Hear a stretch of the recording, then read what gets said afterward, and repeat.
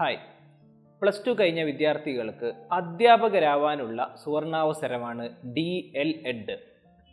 50% മാർക്കോടുകൂടി +2 പാസ്സായ വിദ്യാർത്ഥികളാണെങ്കിൽ നിങ്ങൾക്ക് അറബി, ഉറുദു, ഹിന്ദി, സംസ്കൃതം എന്നീ ഭാഷകളുടെ ടീച്ചറാവാൻ കഴിയും.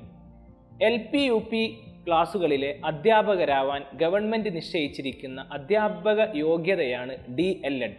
പണ്ട് നമ്മളിതിന് TTC എന്നായിരുന്നു പറഞ്ഞിരുന്നത്. അതിൻ്റെ പുതിയ നാമം DL-ED, diploma in elementary education എന്നാണ്.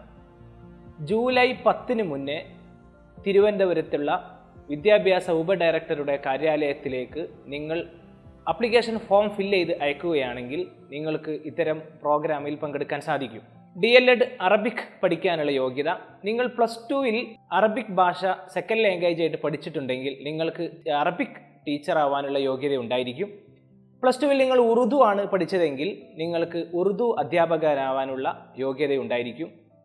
+2-ൽ നിങ്ങൾ സംസ്കൃതമാണ് പഠിച്ചതെങ്കിൽ നിങ്ങൾക്ക് സംസ്കൃതത്തിൻ്റെ അധ്യാപകനാവാനുള്ള യോഗ്യത ഉണ്ടായിരിക്കും.